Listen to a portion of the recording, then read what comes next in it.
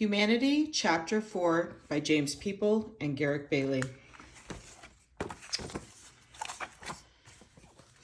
Cultural diversity and globalization. Humans are social animals. We live in groups. We do this but not simply out of desire, but out of necessity. We cannot physically survive as individuals, at least not indefinitely. Thus, we live in groups, societies. A society is a socially distinct group of people who share a common identity, language, and culture. The two most critical purposes of a society's culture are to provide its members with the means to gain adequate food and shelter while protecting them from competing members of other societies. To accomplish these ends, a society's members have to act collectively and maintain group social cohesion over time. The culture of a society, among other things, functions to organize and structure the behavior of individuals, not only to accomplish these necessary economic and political ends, but also to reinforce interdependence of individuals within the society, while minimizing personal conflicts that might disrupt or destroy the cohesiveness of the group. Thus, every society has an organizational structure that serves to define the rights and obligations of the individual members in regard to their behavior in economic, family, political, religious, and other group activities. Cultural change and diversity. Neither the membership boundaries of a society nor its culture are stable over time. The members of a society may and frequently do become geographically separated, usually through migrations. The cultures of these separate groups change independently. The result may be two or more groups that are increasingly culturally distinct from one another. In other words, new societies, for example, starting in the 17th century, French settlers came to North America. Today, there are Quebecois, primarily in Quebec, Acadians, primarily in the maritime provinces of Canada, and Cajuns in Louisiana. Over the last 3 centuries, they have become increasingly culturally distinct from one another, as well as from the people of France. In other cases, when the members of two or more societies come into contact, the result is a combination of cultural traditions. The people in Haiti are such an example that their culture combines not only the cultural traditions of various African peoples, but also French traditions as well. Sometimes smaller societies might be totally absorbed socially and culturally by more dominant societies. Why does the culture of a society change over time? Culture is dynamic, allowing us both individually and collectively as groups to adapt to new natural and social environments. This is critical to our survival as human beings because we acquire both directly or indirectly from our natural environment those things we need to meet our most We need to meet our most basic biological needs: food, clothing, and shelter. While at the same time, we are usually in contact and frequently in competition with other human groups for survival. This is our social environment. Because both natural and social environments change over time due to environmental changes, migrations of people, or other factors, culture has to change to meet new challenges. Although all aspects of culture are dynamic and subject to change, technological changes have the most profound impact on culture in that they can redefine our relationship to the natural environment as well as our relationships with other people. However, this is still does not answer the question of how the culture of a society changes. There are 3 major processes involved in cultural change. 1. Members of the society, through observation, experimentation, or chance, independently discover new knowledge. Or 2. They create a new cultural trait by combining two or more existing cultural elements to create something different. Or 3. They borrow new cultural knowledge from some other group. See concept review feature. Of the three processes, internally generated changes are slower in that they depend upon the size of the group and the existing cultural complexity of the society. Independent discoveries by the members of a society, such as a new edible plant or a new use for a particular type of stone or wood, are rare. Thus, changes within the culture of society usually take the form of combining two or more existing cultural elements to produce something new. The simplest example of this is when some individuals, it probably occurred independently more than once, took a sharp stone and mounted it on a wooden club to produce a stone-headed axe. The same is true for most other internally generated changes. A society builds on what it has. Contact with other societies, particularly societies that are more culturally complex, produces more rapid cultural change. In some cases, the members of a society see the cultural alternatives presented by another society, judge them to be superior to their own, and voluntarily borrow and adapt them. This is particularly true with technology. In other cases, a society becomes politically dominated by another society. The dominant group physically forces the original society to adopt cultural behaviors to conform to the dominant society's standards. An example of this was when the Spanish, starting in the 16th century, forced Native American peoples under their control to become Catholics. Finally, it is important to realize that the culture of a society is an integrated system.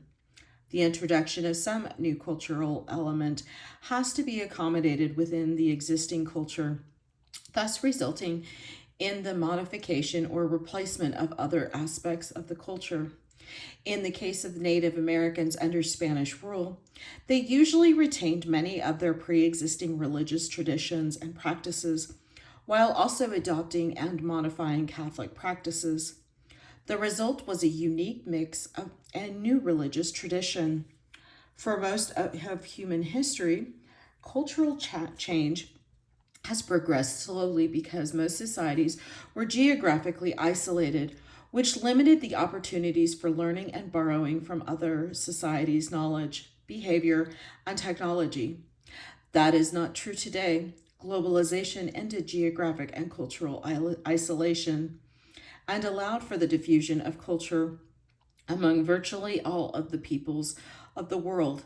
As a result, we live in a time of rapid cultural change, a time unparalleled in human history.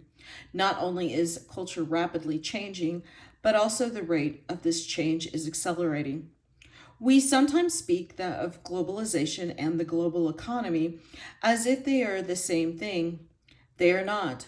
Globalization refers to the flow of cultural knowledge, directly or indirectly, among the different peoples of the world. This started about 500 years ago with European expansion, the first phase of globalization, beginning about 1500 and lasting until about 1800, saw the European conquest of the Americas and the establishment of direct trade with Asia and Africa. The second phase, which started about 1800 with the Industrial Revolution in Europe, ultimately resulted in the division of Asia, Africa, and Oceania into European-controlled empires. The global economy, discussed at the end of the chapter, an integrated world economic system, started only about 60 years ago with the collapse of these empires It is the third phase of globalization. I'm going to go ahead and do the concept review so that you can read that. Hopefully you can read that. And then here's the vocabulary word. The world before globalization. Contrary to what some people believe, all contemporary humans are fully modern Homo sapiens, meaning, among other things, that we all possesses the same intellectual capabilities for the learning and development of culture. The present diversity in human culture is the product of 150,000 years or more of localized histories of human groups as new societies and technologies developed, with each adapting to unique social and natural environments. Thus, to more fully understand cultural diversity, we have to start with the broad patterns of human cultural change over time.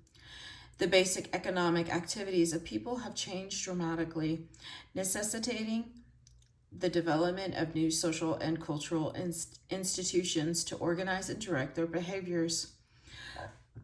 Modern humans evolved in Africa about 200,000 BP before present, and between 125,000 and 60,000 BP. Some migrated to Asia and Europe about 50,000 BP. The first humans arrived in Australia. Humans started arriving in the Americas about by 15,000 BP, if not earlier. By about 10,000 BP, humans had occupied all major land masses except for Antarctica and a few isolated islands.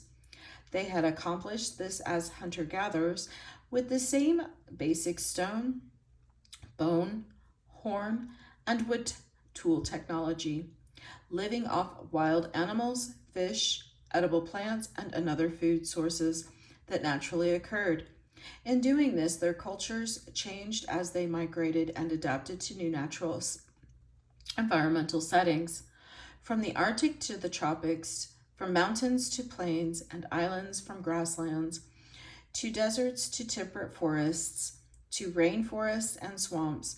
With each migration, they had to acquire new cultural knowledge of other animal, plants, and modify their basic technology and techniques to successfully utilize them. For people who settled along the coast, lakes, or rivers and streams, they had to gain knowledge of the different species of fish, shellfish, or marine animals and how to acquire them. Similarly, they learned about new floral resources available to them, which ones could be eaten and when and where they could be found, and which ones were best suited for other purposes, such as making tools, shelters, as well as for fuel for fires or for curing diseases and injuries.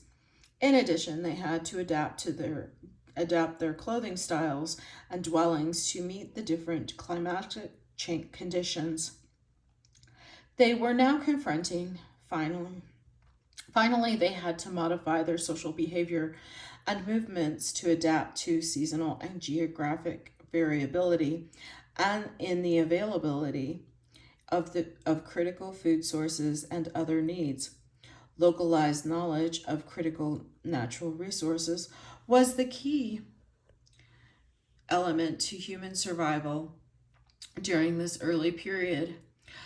Thus, although there were broad similarities in basic technologies, in the application and modifications of these technologies, and in specialized cultural knowledge and in social behaviors, there was an increasing localized cultural diversity among the world's people. Starting at about 10,000 BP, people began domesticating plants. Plant domestication occurred independently in many scattered regions of the world, and in each case involved the domestication of different plants. Crops such as wheat and barley were domesticated. Domesticated in the Middle East, wet rice and millet in Asia, dry rice and sorghum in West Africa, corn and bees in Mesoamerica, and potatoes and manioc in South America. Each of these crops required a somewhat different technology for cultivation and was limited to specific environmental settings. Domestication meant that humans were now food producers and able to some degree to control both the location and the quantity of food available to them.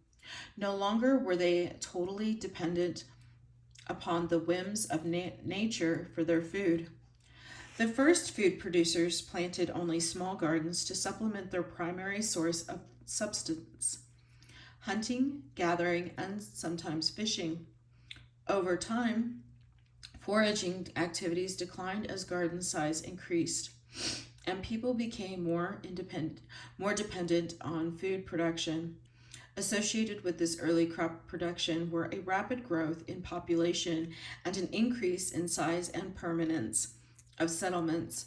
However, even where these plants were domesticated, only a small portion of the land was actually suitable for their cultivation.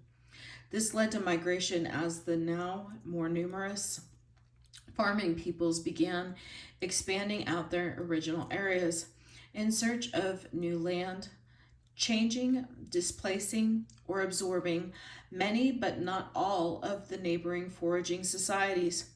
However, it is important to note that most of the regions of the world were still occupied by foraging peoples. Domestication only added a new level of localized cultural diversity. In Chapter 7, we will discuss hunters and gatherers, which we term foragers, and these first agriculturalists, which we term horticulturalists, in more detail. Here we are just going to note a few characteristics among foragers. The group usually collectively owned the land.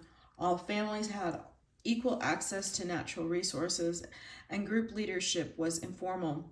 Among horticulturalists, land was still communally owned, but individuals or families now had use rights to the land they cleared for gardens. Leadership in large social groups became more formalized and structured. However, while all the horticultural societies were confronting the same basic issues, each developed its own distinct cultural solutions. Thus, between the different cultural societies, there was localized cultural diversity as well. Let me go ahead and let you look at that. As sometime after the domestication of plants, people began domesticating animals. In Europe, Asia, and Africa, animals such as cattle, horses, asses, camels, sheep, goats, and water buffalo were domesticated. In the Americas, there were few animals suitable for domestication, and thus few were domesticated. Llamas, alpacas, turkeys, guinea pigs being the most important. In both cases, domestication of animals gave local population a new and more reliable source of meat. However, in Europe, Asia, Africa, and South America, it resulted in a new form of economic adaptation: herding. In Chapter 7, we will discuss these people, pastoralists, in more detail. Here it is important to note that herd animals gave some people the ability to move into grasslands and deserts, regions unsuitable for growing crops. These migrations resulted in the changing, replacement, or absorption of many foraging people. Although the land was still usually owned communally, individuals and families now had user rights to particular grazing areas and water sources. However, the most important change was in personal property. Herd animals were owned individually or by families. They were portable, transferable, and inheritable. Wealth. Significant inequalities in wealth developed. Once again, new localized differences in cultural institutions appeared. In many parts of the world, horticultural evolved into intense agriculture, which allowed for the support of even greater numbers of people. In Europe and Asia and Africa, domestic animals were critical because of their physical strength and ability to pull plows. New technological development lacking suitable animals for plowing in the Americas, intensive agriculture was dependent upon still other new technologies such as terraced fields, raised fields, and irrigation. Regardless, the cultural effects were basically similar. Fields now became inheritable private property, being worked generation after generation. Villages now, excuse me, villages now permanent with houses occupied for multiple generations. Inequalities of wealth became greater and wealth itself became inheritable, resulting in the development of the class and caste system. Excuse me. Leadership became increasingly formalized and centralized. Intensive agriculture resulted in increasing the land or areas suitable for farming as well as greater productivity of the land under cultivation. As a result, there was a dramatic increase in the population of intensive agricultural peoples and territorial expansion at the expense primarily of small horticultural populations, but of some foraging and pastoral peoples as well. Intensive agriculture was the basis for the independent emergence of cities and localized civilizations in the Americas, Europe, Asia, and Africa. Each of these civilizations emerged with its own distinctive cultural traditions. In art and architecture, crafts, religious practices, technologies, and frequently, but not always, in writing systems, with the emergence of cities and civilizations, new cultural diversity began to appear, including craft specialization, markets, and market exchange. Ecclesiastical religious organization, and state-level political organization. Thus, early human culture was characterized by the migration of foraging peoples, followed by scattered, independent, localized cultural developments associated with horticulture, intensive agriculture, and pastoralism. Trade between groups was limited, and diffusion of culture knowledge was minimal. This began to change with the emergence of civilizations. Civilizations were much larger, politically organized aggregates of peoples because of their far more complex technologies and economies. They required a broader range of natural resources than they typically controlled. This led to expansionist warfare, that creation of multi-societal empires, and the development of long-distance trade, which resulted in ever-increasing contact between regional civilization as well as neighboring foraging, horticultural, and pastoral peoples in the Old World. Most of these regional civilizations had come into contact with each other by early in the ancient period, when they formed an almost continuous band from the Western Mediterranean through the Middle East to South and Southeast Asia to China and the Far East. Another group of geographically separated civilizations were found in the sub-Saharan Africa. Although members of these civilizations had very little, if any, personal contact with individuals from more distant civilizations, they usually had a vague knowledge of their existence and had some indirect exchange of cultural knowledge and technologies with them through a series of middlemen. Similarly, in the New World of the Americas, regional civilizations, each with its own distinct cultural tradition, stretched from Mesoamerica south into the Andes. However, contact appears to have been more limited than that between civilizations of the Old World.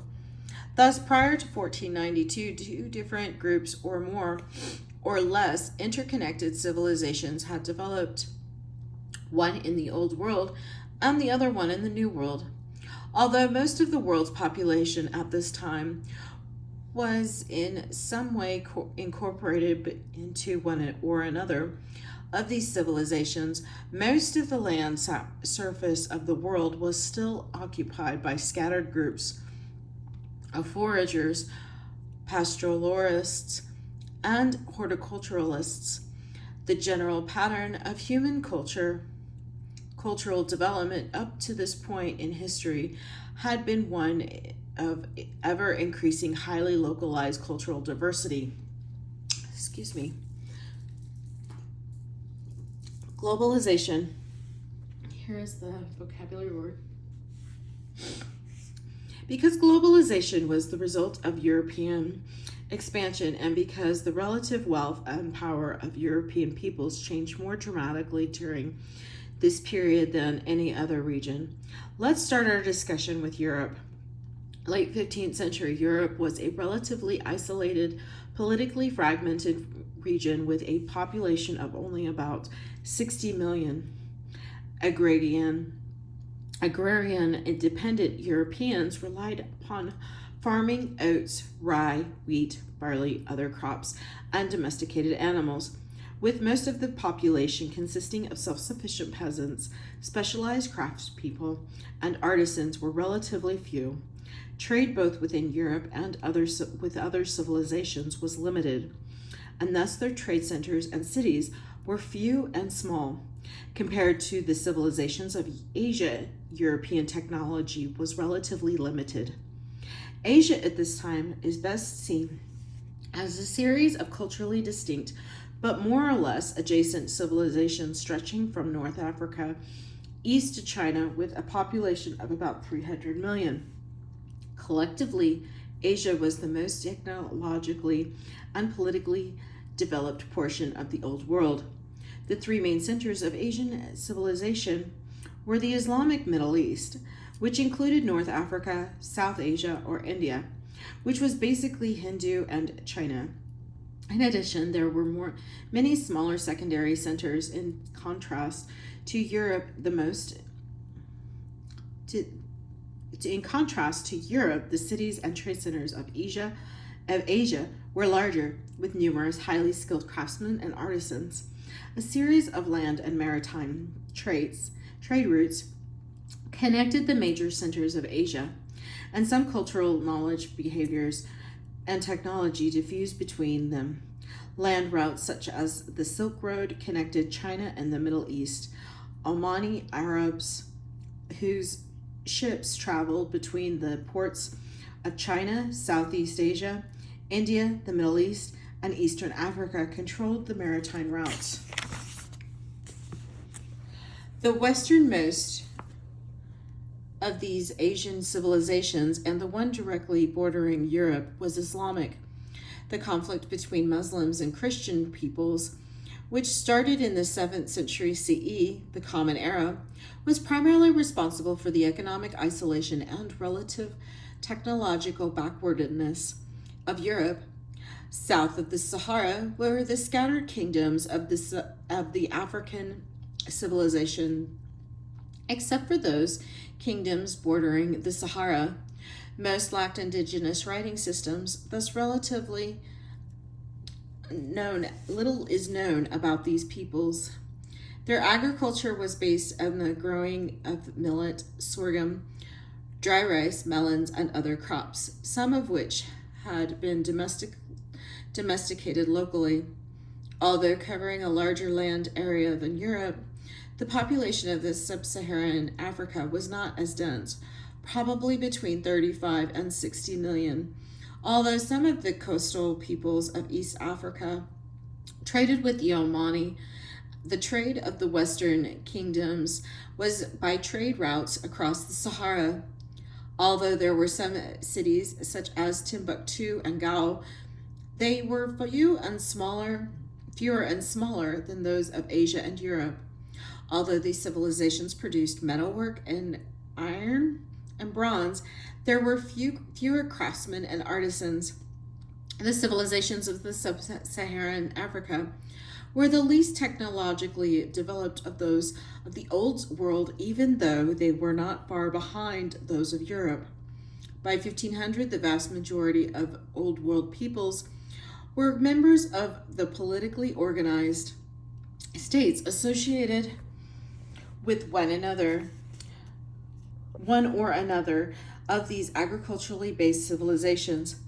However, in other regions of Europe, Africa, and Asia, the Arctic northern woodlands, deserts, grasslands, tropical rainforests, swamps, and rocky or forested mountains, there were still other peoples, foragers, relying on hunting or fishing, horticulturalists and pastoralists. Although some of these peoples were in direct contact with members of one or more of these civilizations, most were not. Figure 4.1 shows the major civilization and regions of the Old World. In the Americas, the major civilizations were in Mesoamerica and the Andes. Here there were the largest cities, the most skilled craftsmen and artisans, and the largest politically organized empires and armies. In 1500, the largest empires were the Aztecs in Mexico with about 25 million, and the Inca in the Andes with about 12 million. Both were multi-societal empires, meaning that there was culturally diversity within as well as between the two. The Mesoamerican civilizations were based primarily on the cultivation of corn, while the Andean civilization were heavily dependent on potato. Both had a system for writing and record keeping. In Mesoamerica, they used symbolic glyphs, while in the Andes, they use quibus or knotted strings. System very different from those of the Old World. New World peoples had some knowledge of metallurgy, working gold, silver, copper, and bronze. But in most cases, it was used for ritual items or ornaments. For most purposes, even the most technologically advanced Native Americans relied on a stone and wood tool technology. I'm going to go ahead and zoom in on the map so you can take a look at this.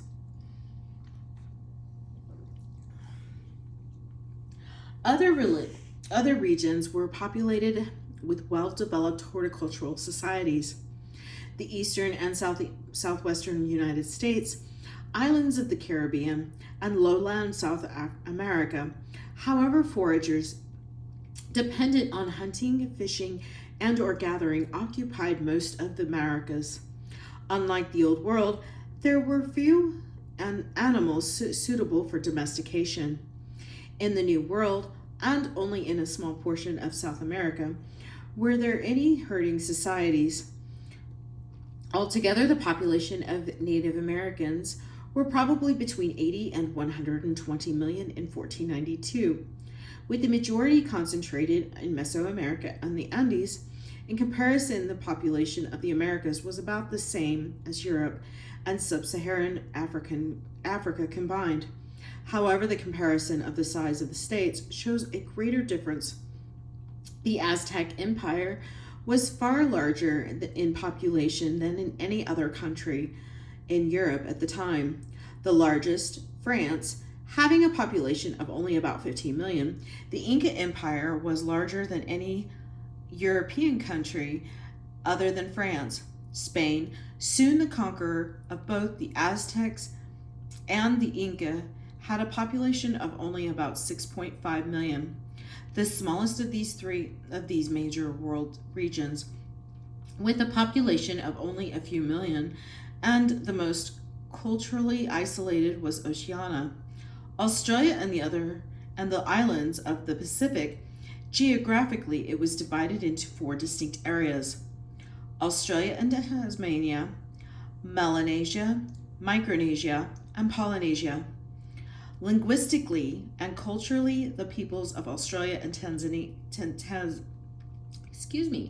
Tasmania were distinct from neighboring peoples. Nomadic foragers depended upon hunting and gathering. They had the least complex technology of any people in the world, even lacking the bow and arrow. Politically, they were organized into small groups, usually with informal leaders.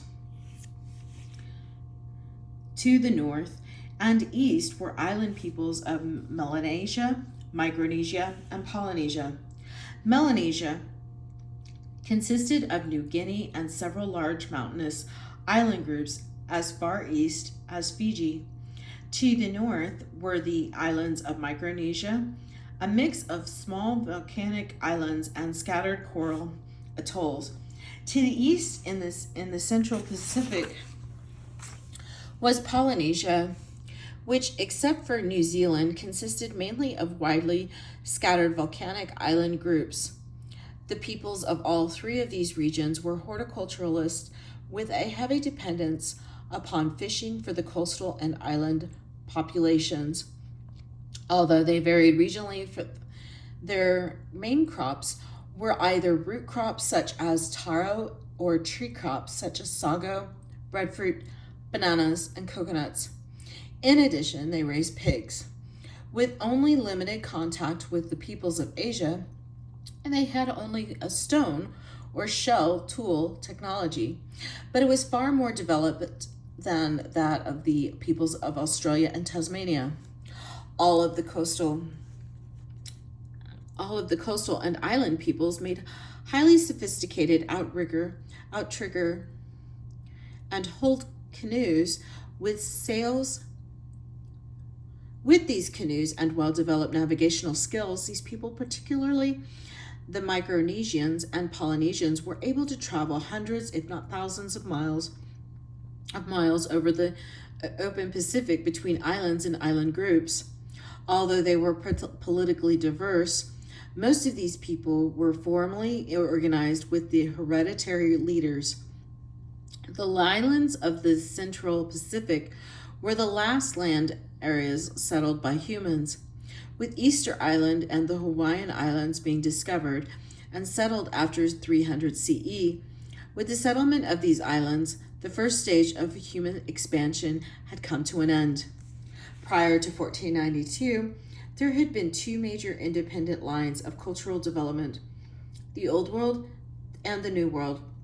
However, even within the Old World and the New World, the diffusion of new technologies, ideologies, and cultural knowledge between the major centers of civilization was usually indirect, extraordinarily slow, and limited by geography. Thus, each of these centers retained its own distinctive cultural traditions. European expansion was going to end this isolation. First, it would bring the peoples of the Old and New World into contact, resulting in what Alfred Cosby called the Colombian Exchange. Just as important, European explorers and traders would provide a conduit that would greatly increase the directness and the speed through which technologies, ideologies, and other forms of cultural knowledge and behaviors could diffuse among all of the regions of the world. Early European expansion. European contact with other civilizations had been blocked by Islamic expansion during the 7th century. From ancient literature, Europeans knew of other civilizations to the east, India and China. Some luxury goods, silks, cottons, porcelains, and spices came into Europe via Islamic middlemen. However, these goods were extremely limited and expensive in the 15th century. First, the Portuguese and later the Spanish attempted to make direct contact with the easternmost civilizations of the Old World, India, and China. In the 1430s, the Portuguese began charting the Atlantic coast of Africa. The Portuguese moved slowly and cautiously down what was initially the dry coastline of the West Sahara Desert. By the 1450s, they had reached the tropics, making contact with non-Islamic coastal kingdoms. Treaties and trade agreements were made with these kingdoms by which the Portuguese acquired gold, ivory, and other local products. They continued to proceed slowly, and it was not until 1488 that they reached the Cape of Good Hope, the southern tip of Africa. In the 1490s, two world-changing events occurred. In 1492, Christopher Columbus, sponsored by Spain, sailed west across the Atlantic, hoping to reach India. Instead, he found the Americas. In 1498, the Portuguese explorer and trader Vasco da Gama sailed around the Cape of Good Hope and landed in India. The era of globalization had started. The initial cultural consequences of European contact differed qualitatively from one region to the next, so we will discuss the Americas, Africa, Asia, and Oceania separately. The Americas. The earliest Spanish settlement in the Americas was on the island of Hispaniola, present-day Haiti, and the Dominican Republic. Their initial discovery was disappointing. There were small gold deposits, but little else of interest. Still looking for India or China, Spanish explorers and settlers quickly spread to other islands in the West Indies, Cuba, Jamaica, and Puerto Rico. In 1519, Hernan Cortez landed on the coast of Mexico, and by 1521 had completed the conquest of the Aztecs Empire. Cortez sent vast quantities of gold and silver back to Spain, which encouraged others to search for wealth and plunder. In 1532 to 34, Francisco Pizarro discovered, conquered, and looted the Inca Empire. By the late 1500s, Spanish conquistadors had explored much of the Americas from the lower Mississippi Valley to the Amazon and La Plata rivers, and had located and conquered every major indigenous American state in little more than half a century. The Spaniards had gained control of the richest and most populous portions of the Americas, which were the West Indies, Mesoamerica, and Andes. More than half of the native population of the Americas had fallen under Spanish political and cultural domination. The relative ease with which the Spanish came to conquer and control such vast land areas and large indigenous populations with so few people is best explained by the Colombian Exchange and its consequences. The Colombian Exchange refers to the diffusion of cultural knowledge, people, and diseases between the peoples of the Old World and the New World. This was an exchange that resulted in massive destruction of indigenous peoples and their cultures, while ultimately changing the political and economic balance of power among the peoples of the Old World in the centuries that followed. The culture of virtually every society in the world would either directly or indirectly be changed to some degree by what occurred. The Spanish conquests and later conquests of other indigenous Americans by other Europeans were not solely the result of the superiority of steel weapons and guns over stone weapons and bow and arrows. European conquest was primarily the result of the introduction of Old World diseases, for which indigenous Americans had no natural immunities. Smallpox, measles, influenza, bubonic plague, diphtheria, typhus, cholera, malaria, and scarlet fever. The rapid decline in Native American populations started almost immediately at contact when Cortez landed in Mexico in 1519. There were an estimated 25 million Native Americans. The Spanish were aided in their war by a smallpox epidemic that killed or incapacitated most of the Aztecs. Similarly, smallpox wiped out much of the Incan army, making possible for Pizarro's conquest of Peru in the 1530s. Following these conquests, the native populations collapsed even more. By 1568, the native population of Mexico had dropped to 2.65 million, and by 1605 to slightly more than 1 million. In Peru, the native population of about 12 million in 1532 had declined to only about 1 million by the late 1550s. Highly contagious, these epidemics spread to indigenous populations well beyond the area of Spanish control and contact. Particularly vulnerable were the powerful and populous farming peoples of South America and the eastern portion of what was to become the United States. It was not a single epidemic of one disease that killed off the native population, but a series of epidemics of different diseases. In the first 2 centuries following European contact, the population of Native Americans had probably declined by 90% or more. The Spanish had taken control of the richest resources of the Americas, gold and silver deposits, as well as lands for farming and ranching.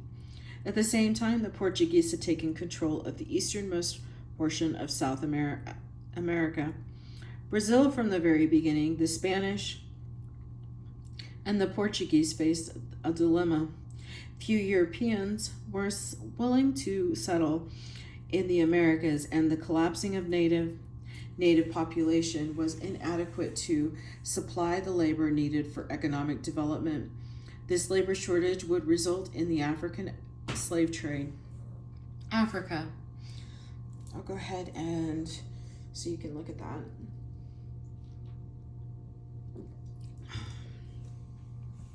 Africa. During the 16th century, the Portuguese had a virtual monopoly on European trade with Africa. Slavery had existed in Spain and Portugal before 1492. However, the number of slaves was extremely limited. A new source had to be found to supply the labor needs of the colonies in the Americas, and Africa was going to become that source. Slavery also existed in Africa, and initially the Portuguese traded for these individuals.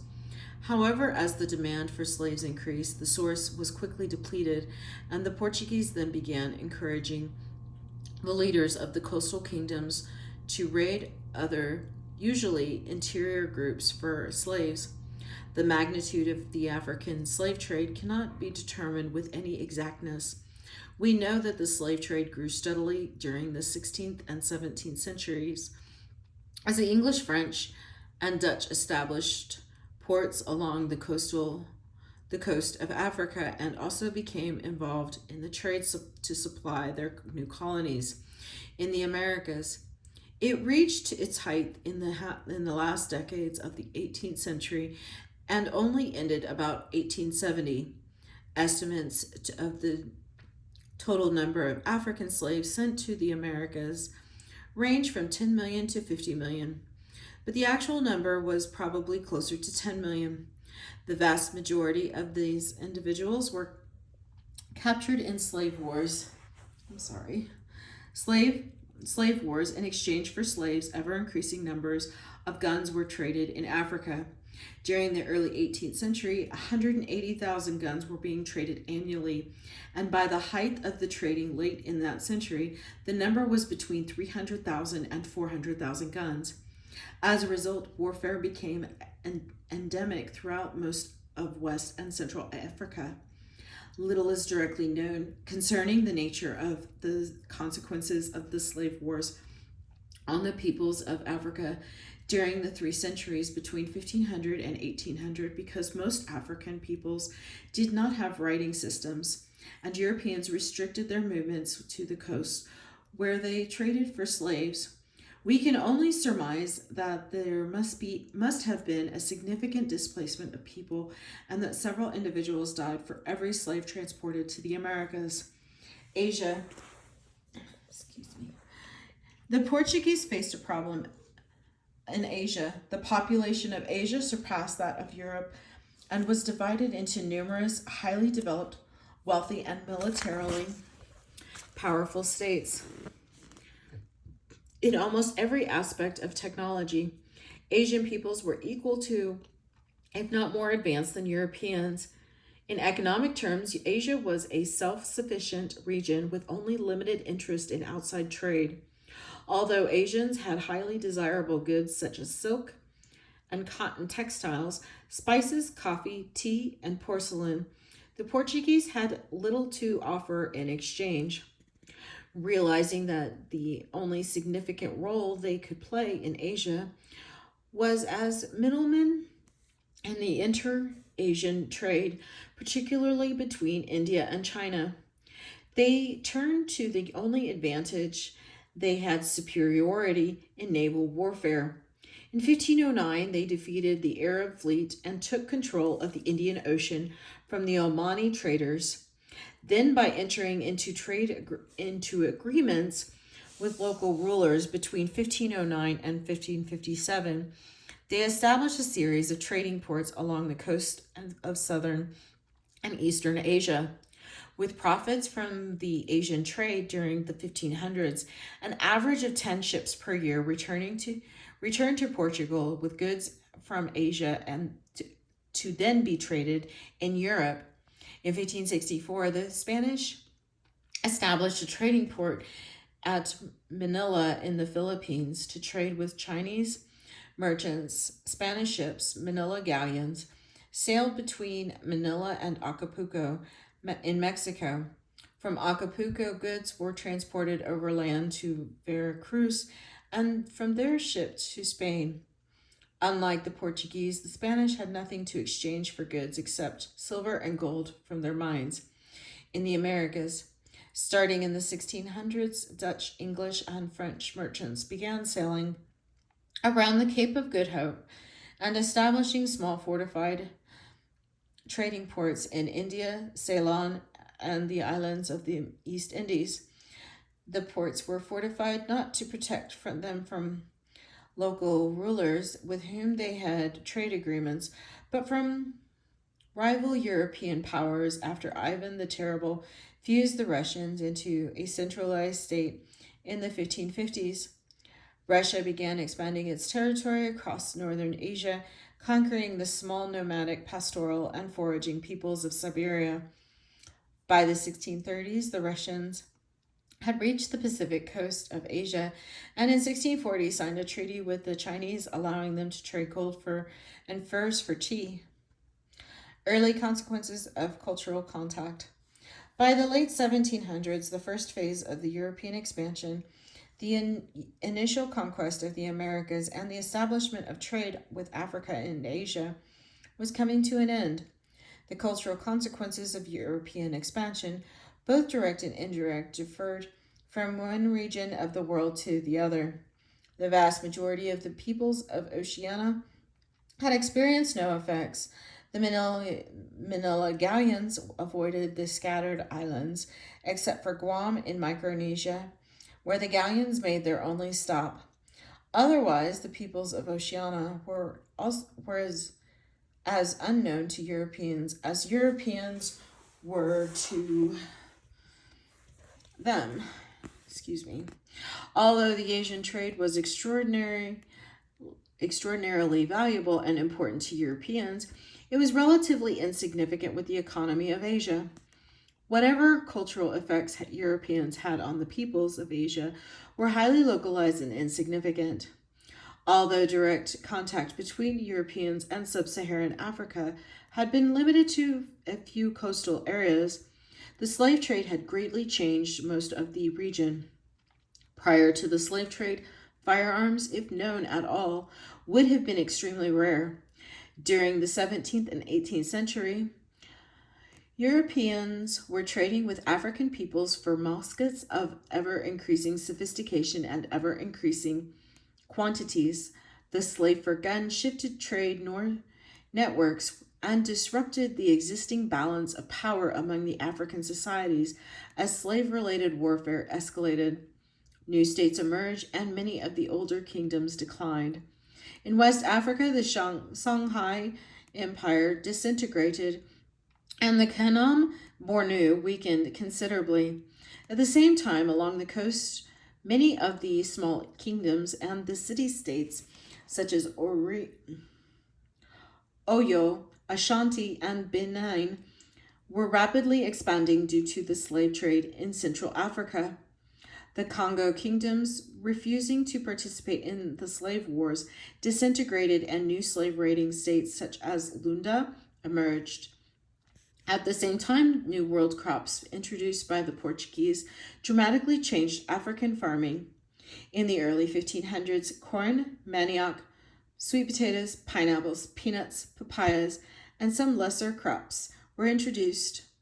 In savannas and grassland portions of West Africa, central Angola, and the northern and southern extremes of the Congo Basin, corn became the dominant staple, which greatly increased the productivity of their farming. In the tropical forest regions, tropical forest regions, manioc was far superior to existing starchy crops. Few details are known about the ethics of these new crops. Some scholars have suggested that the introduction of corn resulted in a population explosion that minimized the demographic impact of the slave trade. It is also clear that corn and manioc allowed for the expansion of farming populations into regions that had been occupied by foragers and pastoralists. The two regions of the world most directly and dramatically affected during the first stage were the Americas and Europe. After the initial occupation of the major islands in the West Indies and the conquest of the main Indian states and empires of the Mesoamerica and the Andes, Spanish expansion slowed. After 1600, the Spanish extended their control to only a few small adjacent areas of the Americas. In the West Indies, due to epidemics of Old World diseases and absorption by European immigrants and African slaves, with few exceptions, Native Americans had vanished. The few survivors were absorbed into the now more numerous European African populations. Here's a picture of the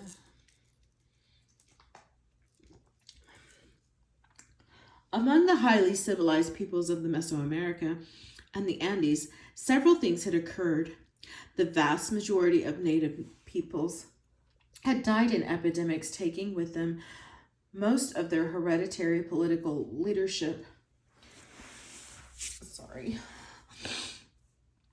Priests and other cultural leaders.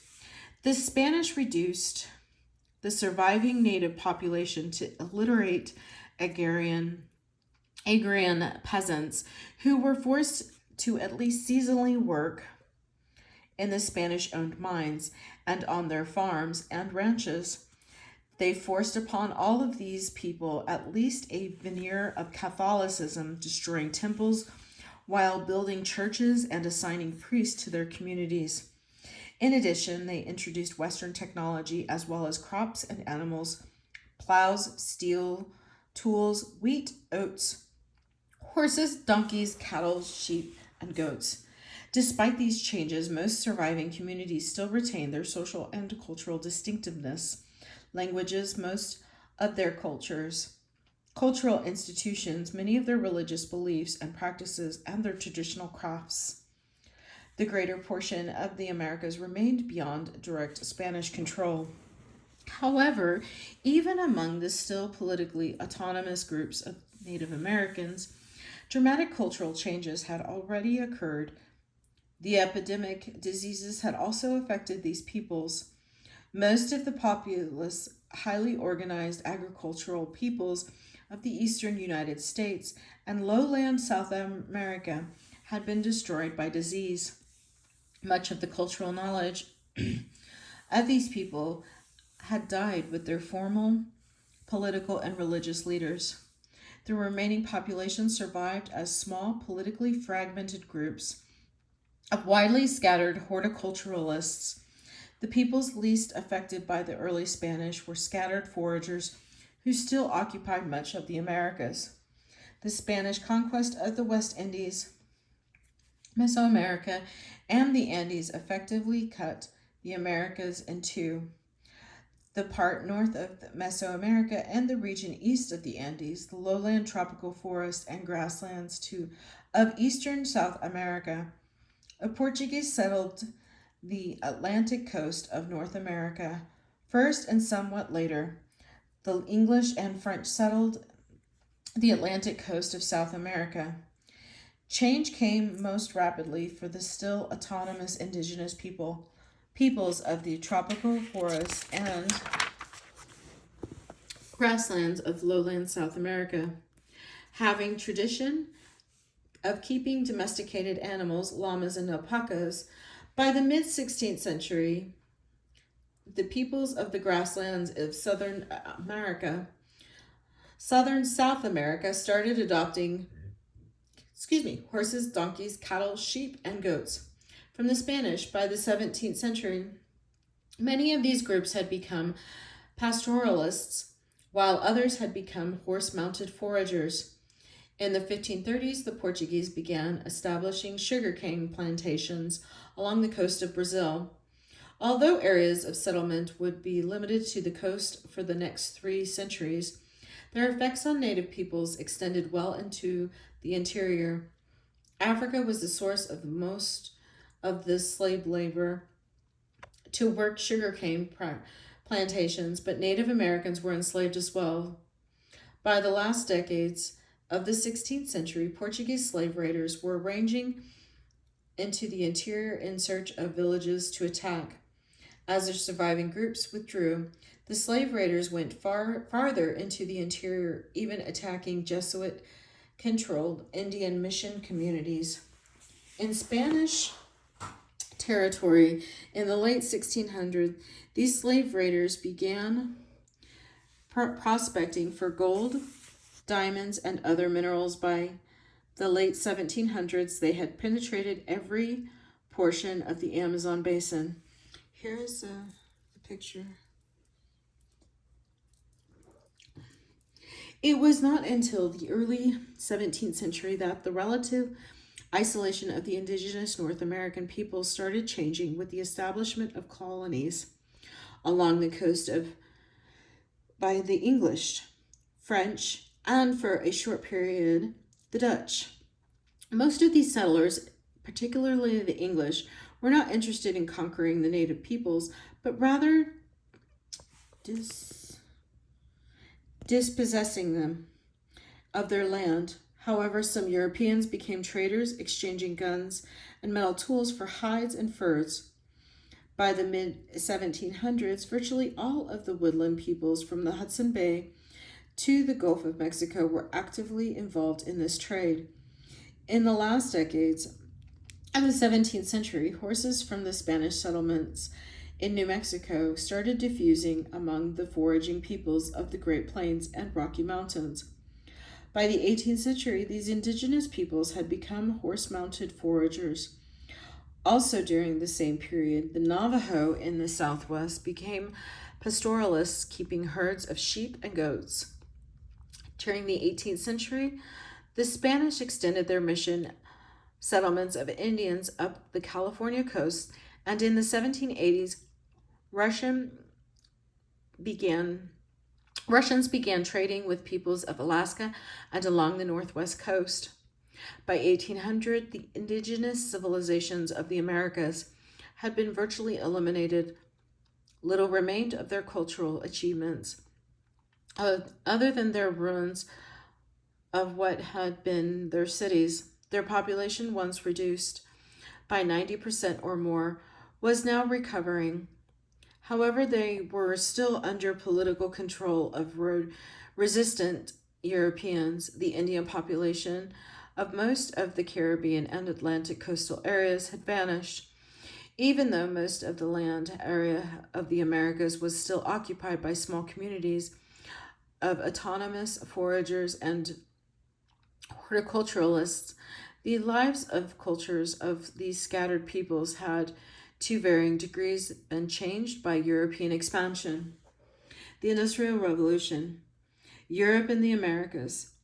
The establishment of overseas colonies and trade ended European isolation and dramatically increased their wealth and knowledge of both the natural and human world.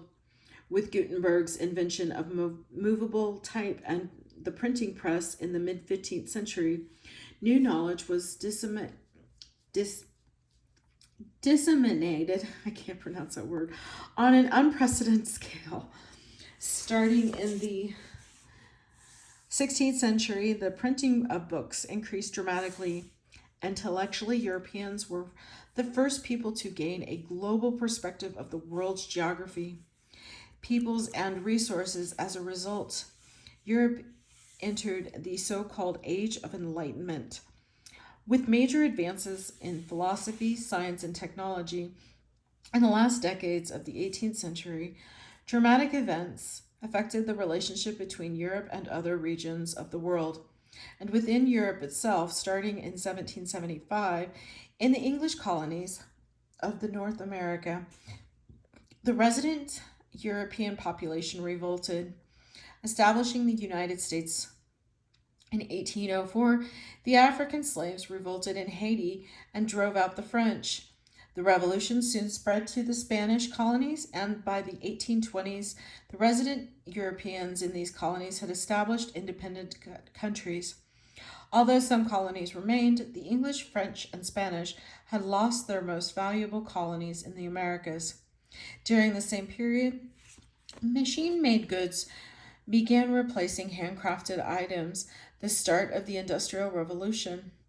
At first, textiles were produced using water wheels to power the machinery in the mills. However, this soon changed to machinery powered by coal-fired, steam-driven technology producing other goods.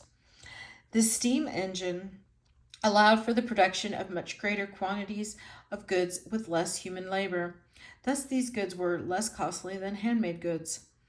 This basic change in the production of goods resulted in a wide range of other technological innovations, particularly in the transportation of goods and people. Steam-powered locomotives replaced horse-drawn wagons for long-distance land transport. Wooden sailing ships were first replaced by steam-powered wooden paddle wheel boats and ships, which then were replaced by steel-hulled propeller-driven ships by the last decades of the 19th century. Whether by land or sea, greater quantities of goods, products, and people could be moved much faster and cheaper. However, what truly changed the world's balance of power were the advances in military technology in the first decades of the 1800s. European armies were still armed with slow, inaccurate, single-shot muzzle-loading muskets. Before the end of the century, these forces were armed with rapid-firing, highly accurate cartridge-loading rifles and even machine guns. Similarly, breech-loading artillery pieces with exploding shells replaced the old muzzle cannons. During the same period, European navies changed.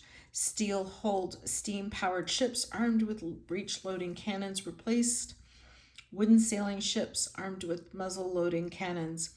Europeans now had an overwhelmingly military superiority over the peoples of the world on both land and sea.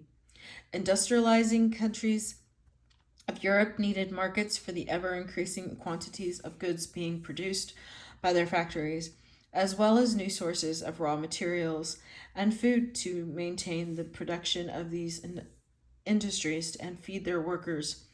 Initially, the colonies of former colonies in the Americas were the primary overseas markets and sources of raw materials, resulting in increased economic expansion even after independence.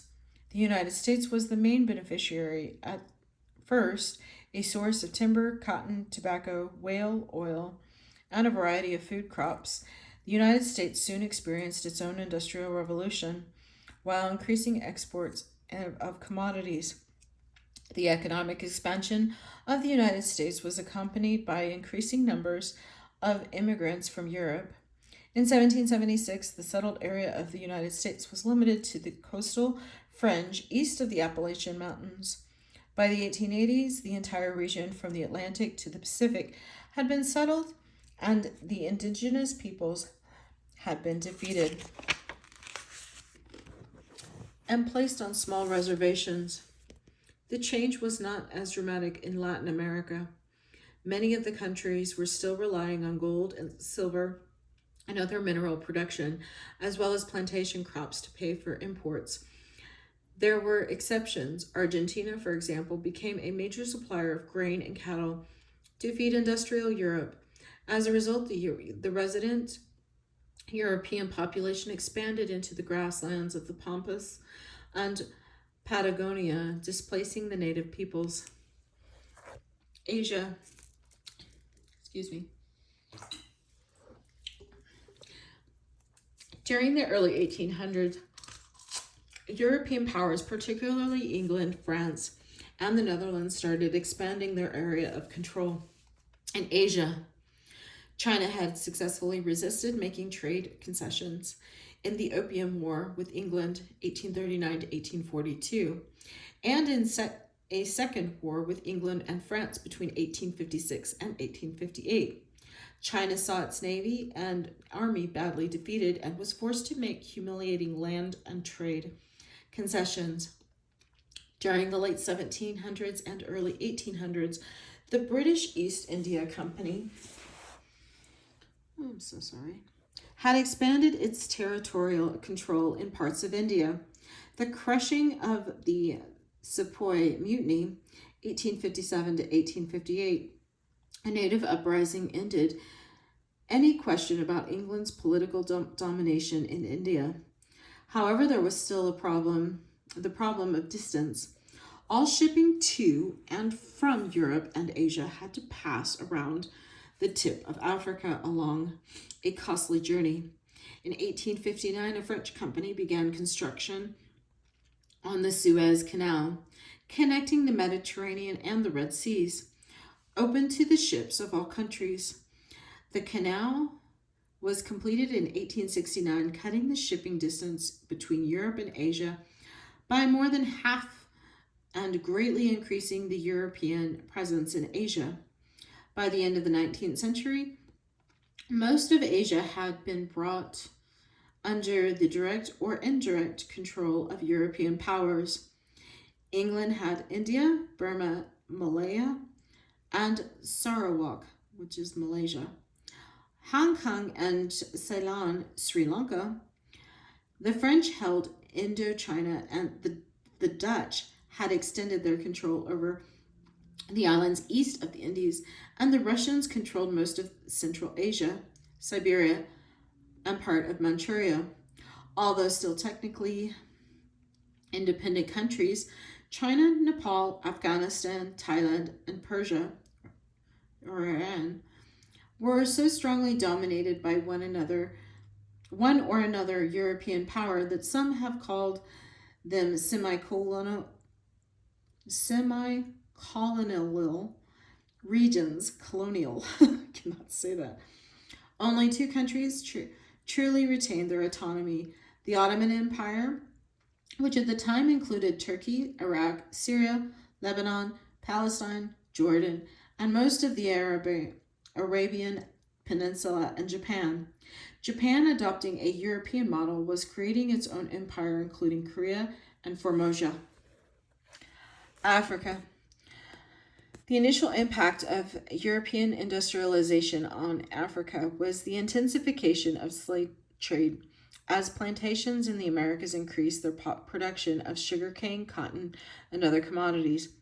However, as opposition to slavery and slave trade increased during the early and mid-19th centuries, a slave trade declined, only ending in the 1870s. Africa had potential as both a supplier of raw materials and as a market for manufactured goods, a potential that could not be realized under the existing conditions.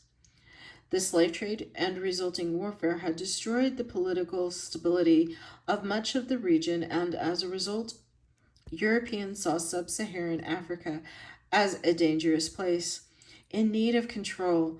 As late as the 1870s, the French, English, Spanish, and Portuguese claimed and controlled only a few scattered coastal areas. However, other European powers coveted portions of the region, most of which was still unmapped and unknown to Europeans at the Berlin Conference in 1884-1885. Britain, France, Germany, Belgium, Italy, Spain, and Portugal unilaterally divided up the peoples and resources of sub-Saharan Africa among themselves.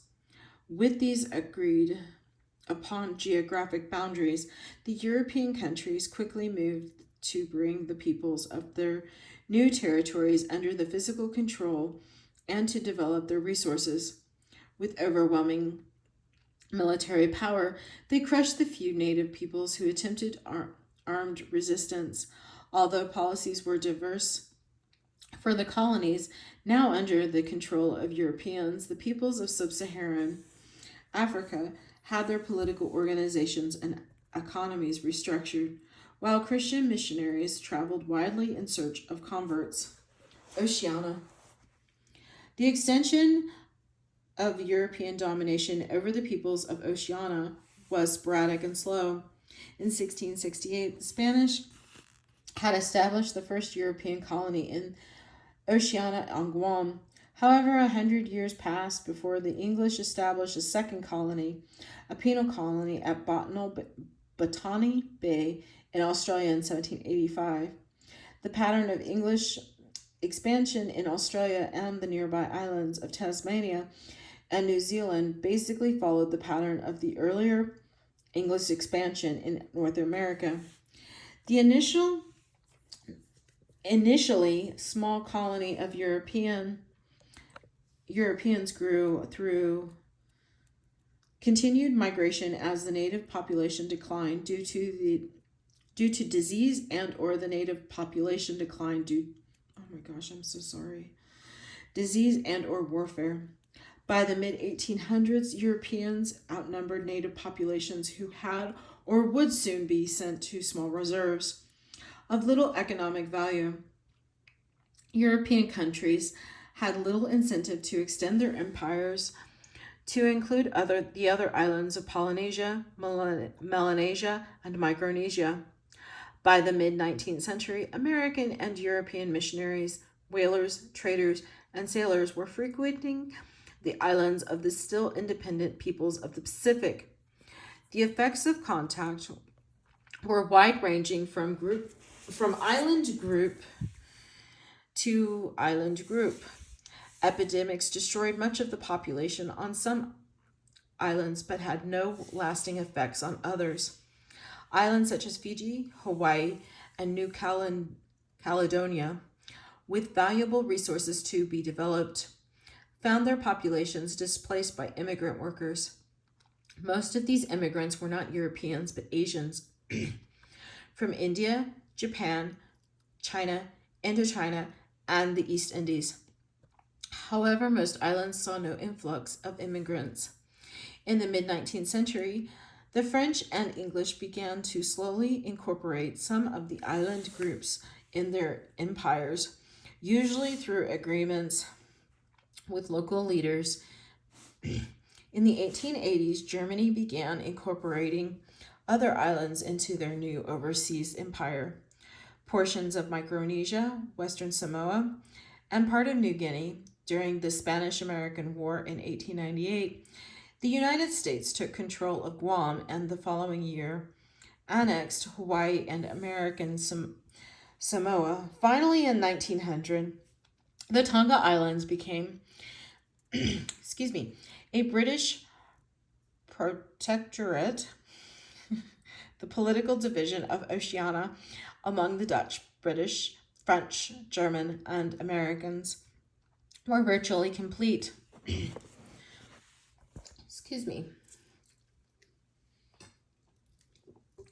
I'll go ahead and there's the vocabulary. I'm sorry about that. Cultural consequences of European expansion. By the beginning of the 20th century, European peoples virtually dominated the world, politically and economically. The Americas were politically controlled by resident Europeans, the only exception being Haiti, which was African American Sub-Saharan Africa, with minor exceptions, was divided into European colonial possessions. Most Asian countries were under the direct or indirect control of one or another European country. The same was now true of Oceania as well. The social and cultural consequences of 400 years of European expansion differed greatly from one region of the world to the next. Europe itself had changed dramatically. In 1500, Europe was still basically a feudal society with an inherited landowning nobility supported by peasants who worked on their estates. Towns with merchants and craftspeoples were small and few. With the conquest of the Americas and the expansion of global trade, this began to change. As the nobility of these countries profited from this expansion, other elements of the society also profited. Towns began to grow, and an increasing wealthy middle class of merchants and artisans began to emerge. The overseas colonies and possibility for migration presented an opportunity that many poor people and religious dissident I don't know that word dissidents took advantage of. However, it was not until the Industrial Revolution that European society, particularly in Western Europe, began to change. While the nobility continued to live off of the income from their agricultural estates, the middle class expanded dramatically. With the emergence of the industrialists, the owners of the new textile mills, coal mines, and manufacturing plants, many of these industrialists quickly accumulated fortunes that far exceeded the wealth of most of the landed nobility. Associated with the industrialization, there was rapid growth of urban manufacturing and trade centers and a massive migration of families from rural farms to cities. Most workers were now wage workers in manufacturing, mining, or commerce, and not tenant farmers or laborers on the estates of the nobility. A modern capitalist economy had emerged, with increasing demands for political and social rights, not just for the now economically powerful middle class, but for the factory workers and miners as well. In addition to the changes in technology and material wealth, the most readily apparent social change was increasingly democratic political institutions and the erosion of the rights and privileges of the nobility. The Americas had changed more than other region of the world. Now the resident population came from three distinct groups: Native Americans, Europeans, and Africans. The resident European population was far from homogeneous. During the colonial period, Spanish, Portuguese, English, French, Irish, Dutch, and Germans had settled in various regions of the Americas. The 19th century had seen the arrival of the immigrants from still other parts of Europe.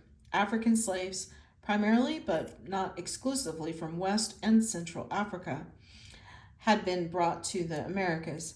This African population arrived speaking many different languages and representing a wide diversity of cultural backgrounds. Here is the global challenges. I will let you read that at your leisure.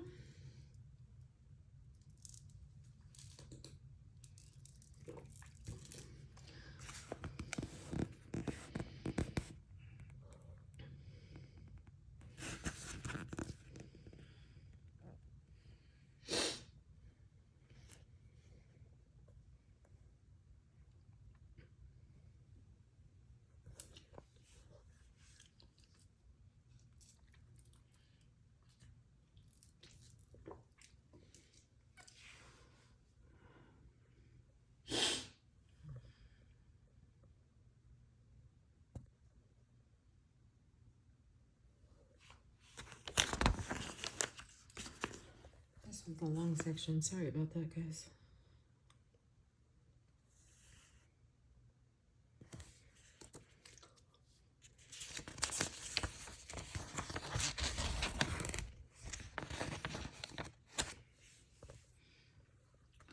All of these various groups of people had experienced changes in their cultures. Sorry about that. Go ahead. I'll reread that part.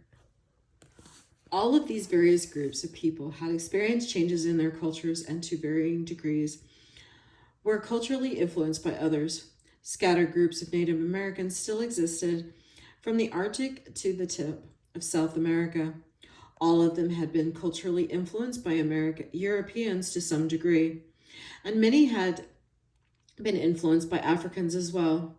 This influence was different from one part of the Americas to another. There were some regions where the Native Americans constituted the vast majority of the population. There were other regions where the native populations had disappeared altogether, and there were regions where surviving native groups had been reduced to small minority populations. Although the vast majority was under the control of the dominant European population, there were still some autonomous groups, particularly in South America. Some were still foragers, others farmers, and some lived on support from their national governments. Originally, the major European groups differed from one another in language and culture. However, residents in the Americas forged regionalized adaptations in their cultures. They had to adopt economic behaviors and technologies suitable to the environmental conditions that were frequently very different from those of Europe. Depending upon where they lived, they came into cultural contact with other groups of Europeans, Native Americans, and or Africans as slaves. Africans were usually settled in communities of individuals of mixed African cultural heritage. Although all Africans were forced to conform to certain cultural practices imposed by their European owners, what those new cultural practices were and how stringently they were imposed depended on the region. As a result, the culture that developed among the slave population was partly European and to different degrees African or even Native American in origin. In addition, even in colonial times, there were free black communities. In some cases, these individuals had gained their freedom and lived among the dominant European population, usually adopting the cultural practices of the prevailing community. In many other cases, escaped slaves, particularly in South America and the Caribbean, formed their own separate communities. Some of these communities were basically derived from African cultural traditions. Other communities adopted Native American languages and a culture that was both African and Native American in origin. Thus, these new African American cultures showed an extremely high degree of localized diversity. In addition, through intermarriage, a large number of mixed societies emerged that combined varying degrees of Native American, European, and or African ancestry and cultural heritage. Although all had greatly changed by 1900, the peoples of the Americas were far more socially and culturally diverse in 1900 than they had been in 1492. For a closer look at the impact of European expansion on indigenous and resident populations, see the Global Challenges and Opportunities feature. For the peoples of the Oceania, the effects of European expansion had been mixed. The suffering and cultural change of the indigenous peoples of Australia, Tasmania, and New Zealand paralleled what had happened to the native peoples of the Americas. At the other extreme, there were at least several 100,000 horticultural peoples of Highland New Guinea who had not yet had any direct contact with the Europeans and who would not until the 1930s. In between were there were the other peoples who differed greatly from one island group to another. The direct and indirect cultural effects of European contact and colonial subjugation differed from one area to another. In sub-Saharan Africa, the 4 centuries of the slave trade and internal slave raiding undoubtedly affected the cultures of people throughout much of Africa. The colonial period also had some effects, depending on region and colony. In the Congo Free State, later Belgian Congo, and now the Democratic Republic of Congo, the ruthless exploitation of resources and people resulted in the deaths of over half the population within the first 20 years. However, those African peoples who had little, if anything, that European colonialists wanted barely, if at all, felt the European presence. In the Kalahari Desert and other isolated regions, there were still foraging peoples such as the San, whose lives had been little touched by Europeans. Throughout the grasslands and desert regions, there were traditional pastoral communities, while in the woodlands and jungle regions, most of the farming communities had only indirectly felt the influence of European colonial domination. Asia was less impacted by European expansion than any other region of the world, with highly organized political, social, economic, and religious institutions. The European colonial officials attempted only to modify and manipulate them to economically benefit the empires, not to destroy or replace them. European influence in Asia was greatest, not in the countries they directly or indirectly controlled, but rather in one of the few that fully retained its autonomy. Japan, in the last decades of the 19th century, Japanese leaders began to systematically adopt the latest European technology while minimizing the effects of this new technology on other aspects of Japanese culture. By the early 20th century, Japan had developed an industrial economy that was competitive with Europe and the United States. This is the way the world would basically remain for the next half century. With few exceptions, the residents' populations of European descent would control the independent countries of the Americas, while most of the countries of Africa, Asia, and Oceania were dominated by one or another of the imperial European powers. There was an increased diffusion of cultural practices. However, it was not balanced. Although Western peoples attempted to impose their cultural beliefs and practices, especially particularly Christianity, on other indigenous peoples, they were highly protective of their technological knowledge, wanting to sell only finished products. There was global trade, but not an integrated global economy. The independent countries of the Americas imposed tariffs and quotas on imported and exported goods to protect their local markets and industries. The European empires had been created for the economic benefit of the home country as protected markets for the manufactured goods and as sources of raw materials. Trade both within and between empires and independent countries were strongly regulated.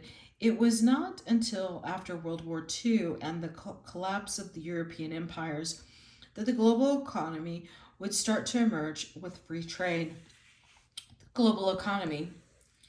I'll go ahead and that way you can see the global economy refers to an integrated global market in which goods and services are exchanged globally, with their prices determined by supply and demand, with minimal interference or control of national governments. Before this global exchange could develop, the colonial empires had to disintegrate. In 1945, there were about 60 fully independent countries in the world. Between 1946 and 1980, 88 newly independent countries were treated out of the old colonial empires.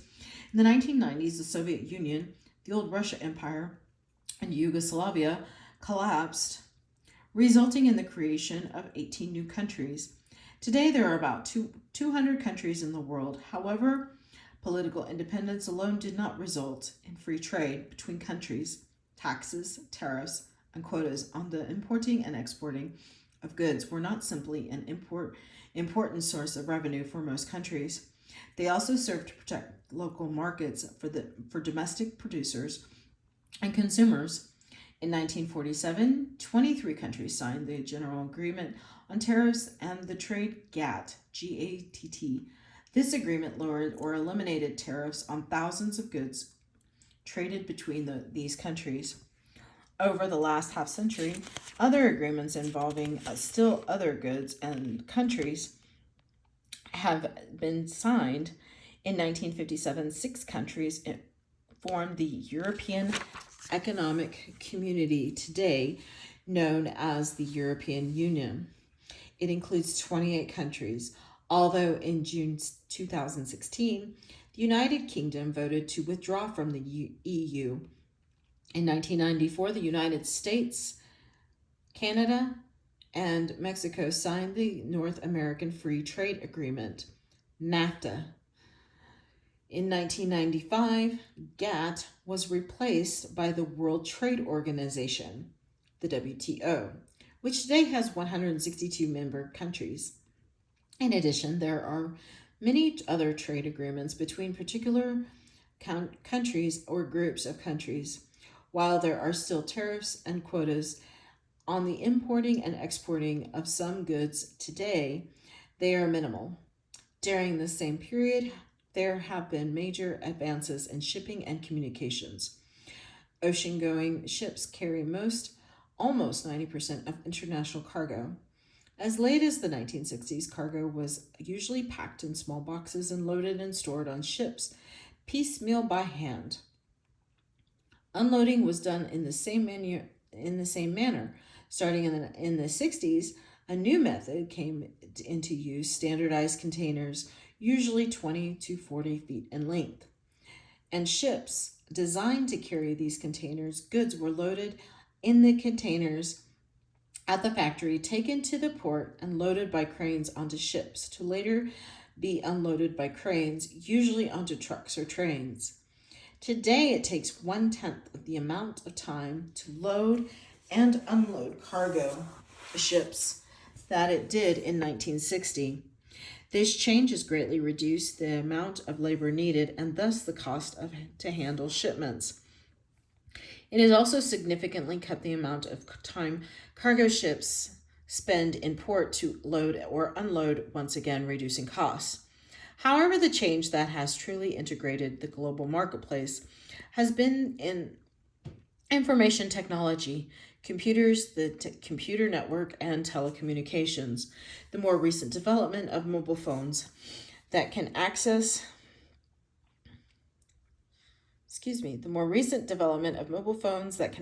the internet means that the system is now becoming fully integrated and electronic information and communication system.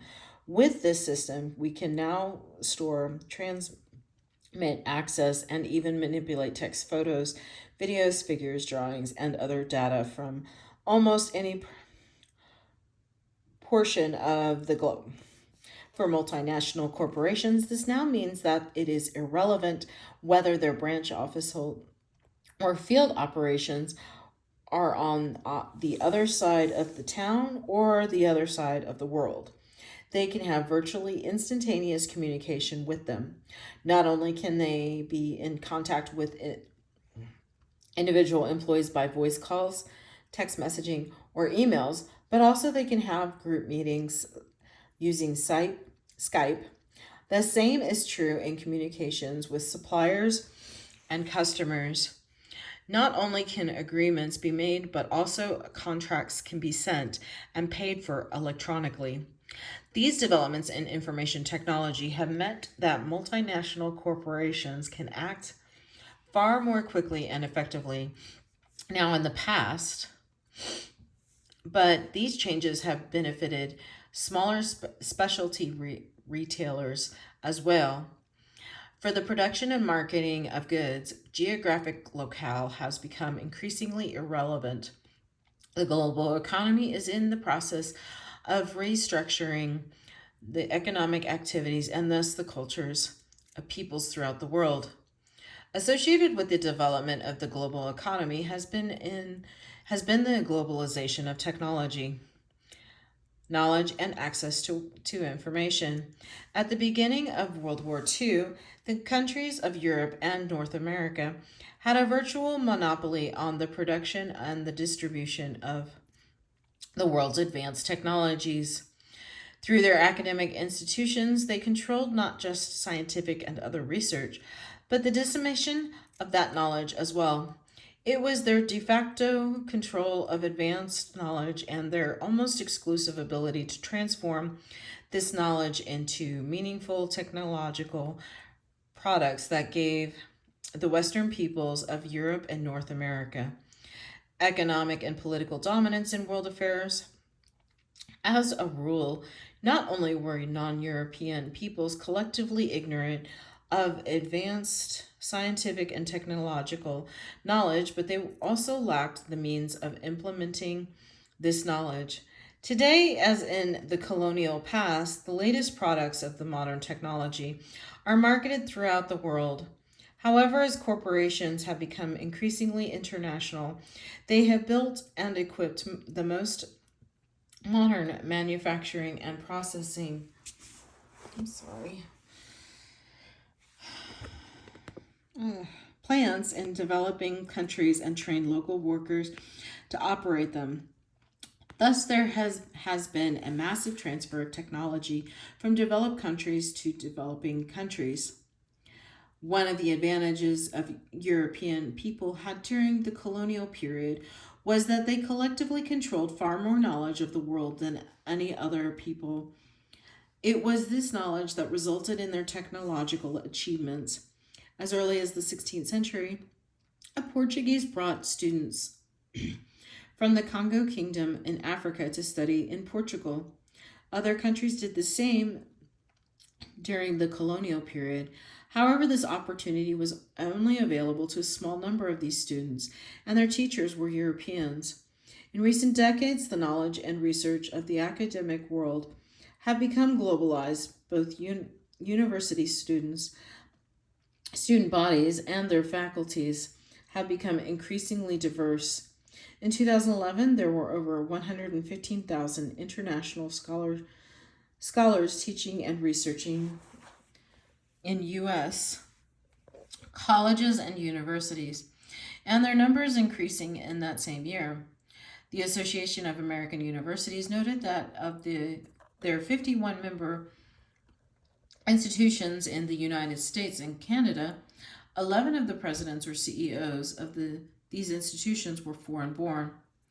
In 2013-2014, there were 4.5 international students enrolled in colleges and universities throughout the world. Of this number, almost 900,000 were enrolled in U.S. institutions, while over 300,000 U.S. students were studying abroad.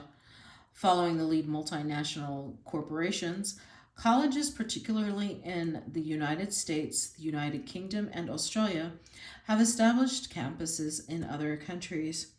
In 2013, there were a total of 178 such campuses in 53 countries, and 52 different U.S. universities had 82 campuses in 37 different countries. At the same time, there has been an increase in international academic conferences, while academic journals have been international in scope and distribution. Within the academic world, there is an ever-increasing global exchange of academic knowledge, as well as students, faculty, and researchers. However, this global flow of cultural information is not limited to the academic world. In the not too distant past, most of the world had extremely limited information concerning peoples who lived outside the region of the country in which they lived, let alone those who lived in other countries or on other continents. For the vast majority of the people, only obtained information on knowledge about other cultures from movies, TV, radio, and printed materials. The internet has had a dramatic impact. In 2005, it was estimated that 16% of the world's population used the internet. By 2014, the number had jumped to 40%.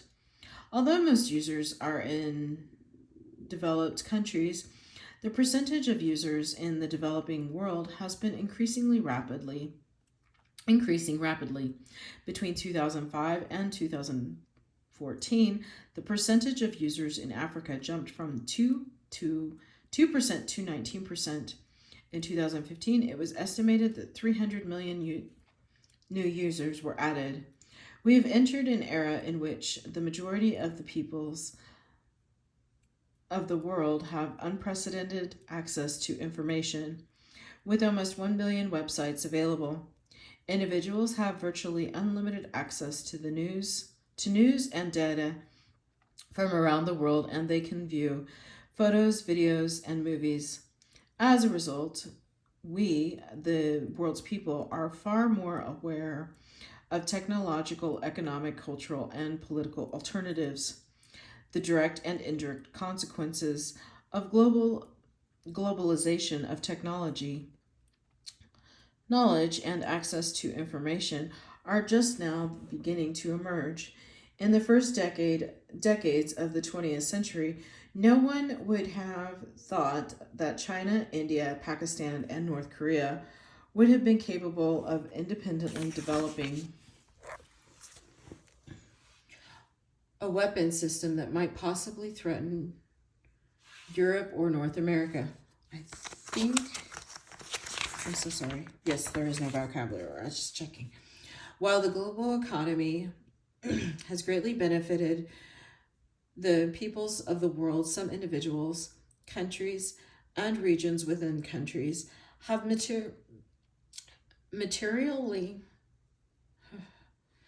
benefited far more than others. Economic inequalities in the world are increasing. It is not just that these inequalities are increasing, but that the peoples of the world are, thanks to the advances in information technology, increasingly aware of these inequalities. Over the past 50 years, the population of the world has grown from 2.5 billion to over 7 billion. Increasing awareness of the world's economic inequalities has resulted in the greatest migration in human history.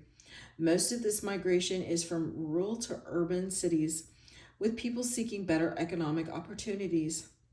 In 1950, the United Nations estimated that 29% of the world's population lived in cities. By 2005, the estimate was 49%, or 3.2 billion. By 2030, they estimate that about 5 billion, or 60% of the world's people will live in urban settings. In 1950, 6 of the 10 largest cities were in the United States or Europe. Today, 14 of the 16 world's largest cities are in Africa, Asia, or Latin America. At the same time, there has been a massive migration from developing countries to developed countries. Over 220 million people live in a country other than the one in which they were born. As a result, most cities and most developed countries are becoming increasingly ethnically diverse. One does not have to travel to some remote region or another country or another continent to find strange and exotic people. Increasingly, in cities throughout the world, those other peoples whose norms, values, and beliefs are very different from our own are living nearby and are people with whom we interact on a daily basis. Traditional culture behaviors, by which we mean pre-existing cultural behaviors that are the main focus of most of the following chapters are being challenged directly and indirectly by the expanding global economy, migration and access, information and technology. What is going to be the final result? Is a common global culture going to be the result? That is highly doubtful. All we can say with any certainty is that the cultures of the peoples of the world are going to change significantly, some far more than others. This is the end of chapter 4.